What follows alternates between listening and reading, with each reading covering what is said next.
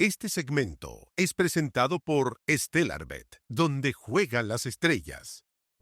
En la Academ apareció esta pregunta a propósito de la contrarreforma tributaria, la reforma miscelánea, el plan de reconstrucción nacional, elija ahí usted el nombre.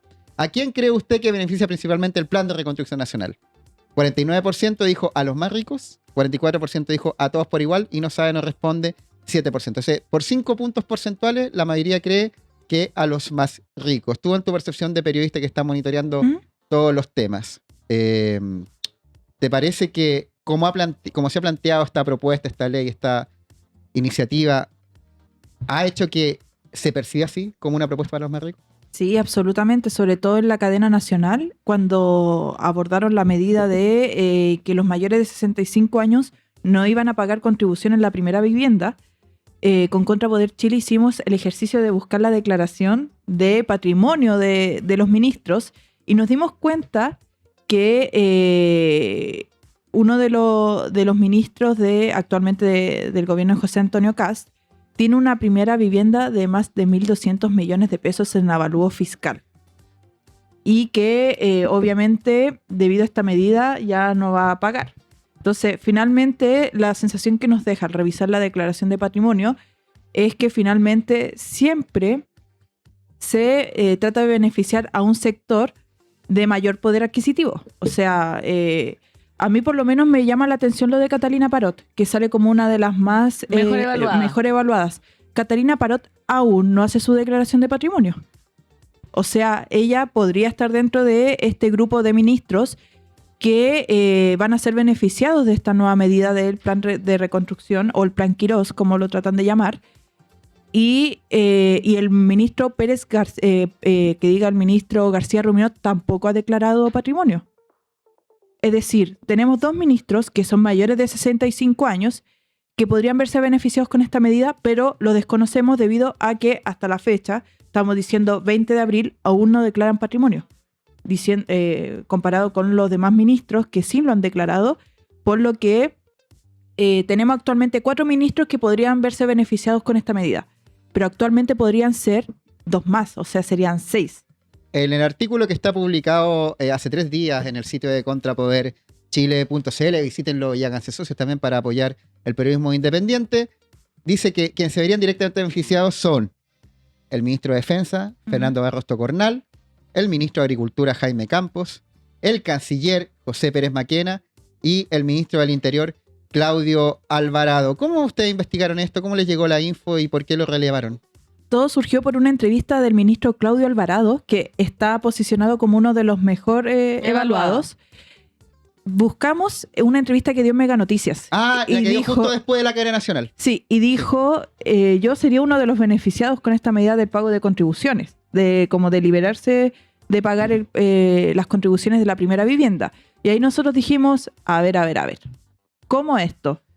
Entonces estamos diciendo que finalmente se está creando un plan para beneficiar a los propios ministros. ¿Se está pensando realmente en la población o se está pensando en el que tengo al lado? Esa fue como la primera discusión que tuvimos en la reunión de pauta. Y empezamos a buscar, y claro, nos dimos cuenta que uno de los ministros, si no me equivoco, es Barros es uno de los que tiene la vivienda de mayor avalúo fiscal. Mira, ni siquiera celebra no. Es como 1.217.153.343 pesos. Esa es la casa que tiene. En Las Condes y queda del año 2000, con un pago anual de contribución estimada en 12.770.000 pesos. Y ahora no las va a pagar. Y ahora no los va a pagar. 12 palos no va a pagar. 12 palos no va a pagar. Luego tenemos a Jaime Campo de Agricultura, que ahí tiene una vivienda, si no me equivoco, de 300 millones. 332.611.495 en Providencia. Luego tenemos a Pérez Maquena, que si no me equivoco en Lo Barnechea. En Lo Barnechea y avalúo fiscal de 2.147 millones y paga contribuciones de 23 millones. Y hay que hacer notar que es avalúo fiscal. Avalúo fiscal. Lo pueden vender al doble. El valor de mercado probablemente es más alto. ¿Y las contribuciones, cuánto era? ¿12 millones uno? ¿La otra cuánto? Francisco Pérez Maquena El canciller. 23.400.000 pesos Que al no año. va a estar totalmente libre Va a de decir, pagarlo. adiós. Y el ministro Se va a Alvarado comprar un autito. tiene una vivienda en la comuna de Castro, región de los Lagos. Sí. Toda esta información de Contrapoder Chile, pueden visitar el sitio en este momento. Avalúa en 450 millones de pesos y debería pagar un monto anual aproximado en contribuciones de 4.140.000 pesos. Invito a la gente, porque toda Es otra esta máquina. es información pública. Invito a la gente que se ingrese a Infoprovidad.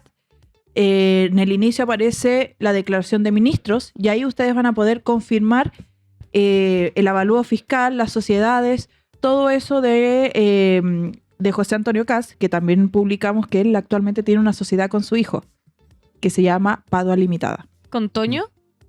Con el Josito. O sea, ya. Que son varios, pues son Sí, 9. por eso. No, pero con con- su hijo. Es como el de los Simpsons. El que dice, te voy a presentar a mi Cleve. Así me imagino a José Antonio Oye, Kast el cuando va a un Toñito. almuerzo familiar. Espérate, hay más ministros que tienen sobre 60 años. La ministra de Salud, Maicho Malí, 67. Ay, no. Está mal decir los nombres de las personas, ¿no? No, pero más de 60. No, eso era Quédate ahí. antes. Eso era antes, Sí. ¿no? Cuando uno le preguntaba a la abuelita, ¿hoy qué edad tiene? No se pregunta No eso, se pregunta, mijita. mi hijita, eso. Hoy día se pregunta la edad. Sí, dale. Ni hay información pública relevante, pues, porque, Sí. porque es relevante para efectos de saber si la medida les va a afectar Afectar o no. Mira, le favorece también a quien tiene que negociar al ministro secretario general de la presidencia, José García Ruminot, 70 años, y a Catalina Parot, 69. ¿Qué te parece todo esto, Álvaro Valenzuela más? Yo quiero volver atrás. A mí uno de los errores que creo que cometió Kast en la cuenta pública fue asegurar de que esto no favorecía a los más ricos. Y yo creo que al decirlo expresamente es un error, porque pone él mismo pone el encuadre. George Lakoff, no piensas en el elefante. Claro, George Lakoff no piensa en el elefante, entonces José Antonio Kast cometió ese error básico de comunicación, decir esto no favorece a los ricos. Y lo pone él mismo, él mismo instala la idea de que favorece a los más ricos el pago de contribuciones, que de hecho es como la única batalla comunicacional que la derecha sigue ganando, porque si la gente sigue estando a favor del no pago de contribución de los adultos mayores, que yo creo que eso más bien obedece a un desconocimiento de quiénes son los que pagan las contribuciones por parte de la ciudadanía. Entonces ahí también hay que hacer un trabajo desde la sociedad civil como para decirle como, oye, en verdad, el porcentaje de adultos mayores que paga todas sus contribuciones, que también lo está haciendo el alcalde de Maipú, Tomás Bodanovich, que él estaba explicando como, oye, esto beneficia solamente a un porcentaje muy Y el pequeño de la profe población. Vidal todos los viernes acá nos explica lo de las Sí, contribuciones. no, pero también, y en todo caso, él también lo hacía cuando estaba en el plebiscito de 2023, el de la favor en contra. Mira, yo creo que es que yo creo que acá tenemos que volver atrás, que es con el tema del MEPCO. Y yo creo que cuando tú le tiraste la alza de bencinas a la clase media, aunque en verdad se la tiraste a la clase media alta, pero también le chorrea a la clase media, ahí tienes un problema. En el momento en que tú tiras lo del MEPCO y dices van a subir las bencinas, tienes un problema porque después te va a costar más justificar la reforma tributaria a favor de los empresarios. Si tú hubieses tirado esta reforma sin el MEPCO, sería más fácil aprobarla, pero precisamente porque está el contraste de lo que hiciste con los precios de la benzina, y además tú dijiste que los precios de la benzina los tenías que subir porque si no se subía gastábamos un poco más de plata en el subsidio, iba a llegar el monstruo de la deuda pública y nos iba a comer a todos.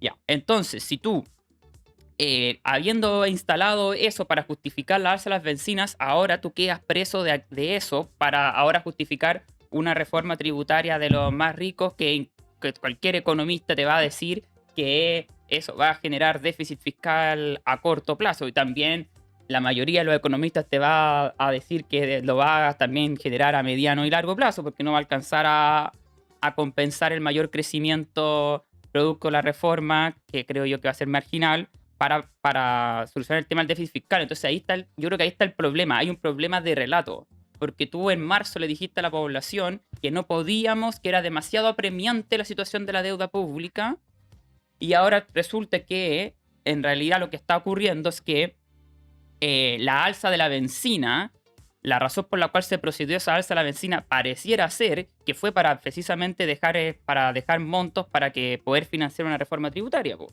Porque una reforma tributaria que baja impuestos tiene un costo para el Estado.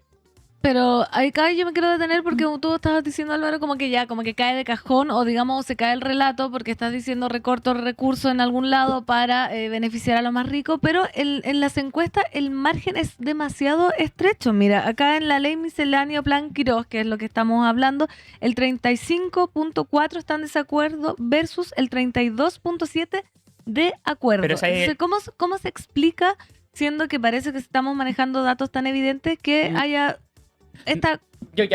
Porque pasan una serie de cosas. Primero, está el argumento del chorreo, Sí. que en el fondo es que ya, si los más ricos ganan más plata, ellos van a invertir más plata y eso va a generar más empresas y eso va a generar más empleo, etcétera. Ya, entonces, ese relato está en cierto sentido permea. Segundo, también hay que tener ojo con los encuadres que ponen las encuestadoras a hacer la pregunta, porque por ejemplo cuando la Criteria pone el encuadre de, oigan, ¿qué hacemos?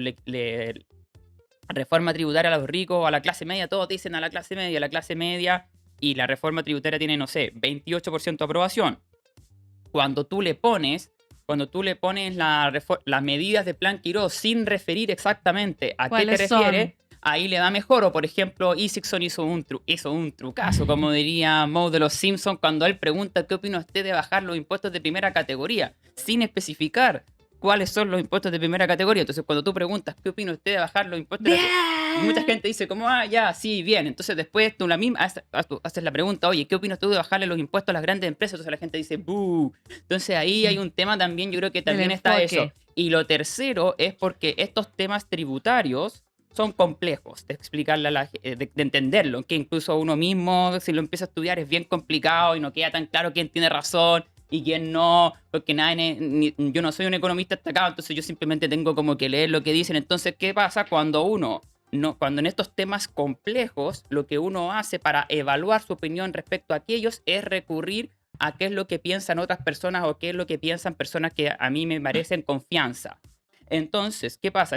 Todos esos tres factores. Entonces, hay mucha gente que dice como, oye, esto parece raro, pero ya, yo confío en el presidente José Antonio Kast. Y por eso, quiero reiterar el punto, precisamente porque muchas veces en estos proyectos que son técnicamente complejos, la gente simplemente busca en quién confiar. Por eso fue un error estratégico del presidente Kast haber subido los precios de la benzina de manera inmediata, porque perdió confianza para ahora venderle a la población. Álvaro, tú no me contestaste discurso. la pregunta que te hice y ¿Cuál fue? te dije, ¿qué te parece ¿Cuál? que esto exenciones de pago de contribuciones a un ministro millonario, Pero- multimillonario, que es Francisco Pérez Maquén, y que básicamente, mira los gráficos que te voy a poner, una persona millonaria va a ahorrarse 23.400.000 pesos al año? No me contestaste la pregunta, te fuiste para otro lado. Creo que le respondí tácitamente. No, evidentemente. Yo la quería es explícitamente. una medida regresiva, pues evidentemente. Po. Como, o sea, ¿cómo justifico Porque- ante una persona normal que el ministro millonario de Relaciones Exteriores que venía a trabajar en el grupo Luxit tiene una vivienda evaluada en 2.147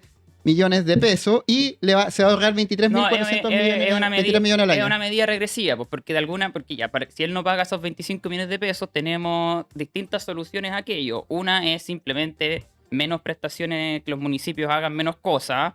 La otra es sacar fondos del erario nacional para compensar aquello y ahí vamos a tener que compensar desde el gobierno central en algún gasto. La tercera va a ser con déficit fiscal, pero de algún lado vamos a tener que sacar esa plata. Y además esta medida es súper regresiva porque además ni siquiera tiene una justificación de que te va a generar inversión o qué sé yo. Porque Ya, pero tú me estás hablando de macroeconomía, te hablo del sentir de que un millonario se ahorra 23 millones de pesos mientras todo el resto le sube la benzina. Así de simple. ¿Quieres que se enoje? ¿Quieres que me enoje? No, es que no, No, estoy quiero que te enojado. enojes, quiero que ¿Quieres no Lo que genera un reportaje ¿Quiere que- contra Boder. No, No solamente quiero que pongamos sobre la mesa cómo esta información bien encuadrada, como relato, te dice este gobierno que dice que estamos en emergencia con esta medida, los mismos que son ministros que toman las decisiones están ahorrando no poca plata, 23.400.000 No, pesos. yo creo que Eso podría generar indignación Yo creo que y la una- oposición no sabía tomarlo, ocupando el reportaje que generó Josefa Barras y todo su equipo en Contra por Chile, como un encuadre que podría en la comunicación política de la oposición mostrarte por qué Ya, es bueno, regresiva. y ahora por fin ya, a ver, ¿qué es lo que ocurre acá? Lo que ocurre acá es lo siguiente. Lo que pasa es que yo creo que muchas veces, y esto es un error común de la clase política, ¿qué es lo que hace la clase política? La clase política ve una encuesta y cuando ve la encuesta dice como ya, opción A tiene 70% de apoyo y opción B tiene 30% de apoyo, entonces si opción A tiene 70% de apoyo, eso ya lo doy como una variable fija, está escrito en piedra, entonces yo para pegarle al proyecto del gobierno voy a enfocarme en aquellos donde eso tiene baja aprobación y voy a omitir discusión en los puntos en que tiene alta aprobación, cuando en realidad esa manera de razonar creo yo que es demasiado cortoplacista. Porque lo relevante no es tanto la aprobación en este momento, sino la plausibilidad de generar un relato respecto a aquello. Entonces yo creo que tú puedes comunicar de manera eficaz con el encuadre que estás proponiendo tú respecto a una medida que en estos momentos es popular. Pero eso es un riesgo para el parlamentario, porque el parlamentario que salga como vocero en contra de las contribuciones va a tener que convencer a la audiencia de que cambie su opinión. Y eso implica un riesgo. Entonces muchas veces esos parlamentarios dicen, no, mejor me voy a la segura. Si ya las encuestas me están diciendo lo que la gente rechaza es la baja de impuestos a las empresas, mejor me voy por ahí e ignoro las contribuciones. Ahora a mí me parece que eso es algo miope y cortoplacista mirar tanto la encuesta y pensar que esa realidad no se puede cambiar. Yo creo algo. Como la reflexión que me surge este debate que yo creo que es sumamente necesario, sobre todo para que la gente entienda el por qué existe esta sensación de que como alguien que tiene una vivienda de más de 2.000 millones no va a pagar contribuciones. La pregunta es, ¿los ministros de CAS van a renunciar a este beneficio? Obvio que no. ¿Qué pasaría? ¿Cuál es la señal que finalmente le están dando a la población? Es como, bueno, si nosotros queremos demostrar que esto en verdad va a beneficiar a un sector de la población que a lo mejor no tiene tantos recursos, pero sí tiene que pagar contribuciones, perfecto. Entonces nosotros, como tenemos viviendas de más de 2.000 millones o 1.000 millones de pesos, perfecto, nosotros vamos a renunciar a este beneficio. Yo creo que esa podría ser una señal positiva. Le estoy dando consejo al gobierno de Casa. Sí, pero no va a pasar. Pero no va a pasar. Oye, porque igual en el chat había muchas personas que comentaban, porque igual una está atenta al chat, una escucha a la gente y los lee. Decían, pucha, mi mamá tiene que pagar contribuciones de la primera vivienda en su casa en San Miguel. Y creo que esto igual la beneficia. Pero el tema de discusión no son las demás personas que realmente se ven beneficiadas y que a veces no tienen plata para pagar estas contribuciones, sino que alguien de mucho poder adquisitivo, que trabajó con Luxich, está... Esperen, quiero terminar mi punto, que soy TDAH. Dale nomás. Dale. Me voy a perder. ¿Viste? Ya me perdí. No, mentira. Dale, Entonces, dale. como alguien de 2.000 millones se va a librar de pagar 20 millones como al fisco, por así decirlo. Entonces, ahí está la discusión. Personas de alto poder adquisitivo, considerados como los más ricos de este país, se van a beneficiar de una medida y no le van a entregar recursos al Estado. Creo que ahí está la discusión hoy. Pero si beneficia a un cierto sector de la población que no tiene recursos, perfecto. Pero, por favor, no está pasando. Y ojo, que nos faltan todavía saber, quiero insistir en esto, Catalina Parot y con Pérez García. Con García Ruminot, por favor, declare sus patrimonios. Necesitamos saber ¿cuánto van a dejar de pagar? ¿Cuánto van a dejar de pagar, por favor? Álvaro. Gracias. Primero quiero complementar tu solicitud. El artículo 8 de la Constitución establece el principio de probidad y las autoridades tienen un mandato constitucional a dar su declaración de patrimonio. Así que, no, por favor, respete la Constitución. Ministro Parot, ¿y cuál es el otro? García Ruminot. García Ruminot. Queremos ver sus declaraciones de patrimonio. Muestren la plata, muestren la plata. Y lo otro quiero complementar un poco, que Sácate al tiro. Sácate al tiro la casa. Las sociedades, Yo tengo... entiendo que hayan personas que tienen viviendas de alto... tienen alto valor fiscal, pero por la razón que sea, tengan pocos recursos para pagar las contribuciones, y tampoco me parece tan razonable y empática la solución de Gregorio, que simplemente cámbiense a otro barrio. A una persona que ha vivido 30, 40, 50 años en el mismo barrio toda la vida. Sin embargo, yo creo que la solución a eso no es que la persona venda su casa y se vaya a otro barrio, pero tampoco creo que la solución más justa es simplemente la exhibición de contribuciones. Yo creo que ahí lo que debería operar es una postergación del pago de contribuciones, de manera tal que cuando ese inmueble se enajene, es decir, se venda o bien se transmita a eventuales herederos, a que ahí, en ese momento, tú pagas las contribuciones, porque si después la comunidad hereditaria se heredó un inmueble que cuesta 500 millones de pesos, me parece razonable que en ese momento le pasen parte de la tajada al fisco, po, que fue la que se fueron ahorrando en los últimos años del causante. Así que ahí también tú podrías trabajar una solución intermedia que permite conciliar, porque yo creo que De Gregorio en esa entrevista le hizo un flaco favor a nuestra causa. O sea, bueno, por lo menos la causa de este panel, porque este panel, entiendo yo, estamos todos en contra de la exhibición de contribuciones. Y, Habla por ti. No.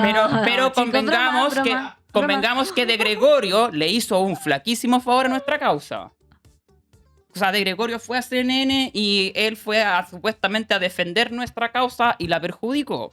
Eso, claro, porque él fue a decir como, que se cambien de barrio no me importa. Oh. Sí, pero si eso fue lo que... Sí. Eso, o sea, fue eso lo que... Ay, Dios mío, este país no me sorprende. Entonces tampoco, no nos ayudó en nada. Entonces yo creo que por eso ahí tenemos que lograr, es posible también llegar a un punto medio, es decir, que por ejemplo, entonces, que ciertas personas o que se les pueda postergar el pago, y ahí hay soluciones posibles. Y también, claro, las personas que están en nuestro lado tampoco pueden estar siendo tan poco empáticas, porque obviamente la derecha se agarró de la cuña que quedó de Gregorio y con eso se dieron un festín en redes sociales. En redes sociales.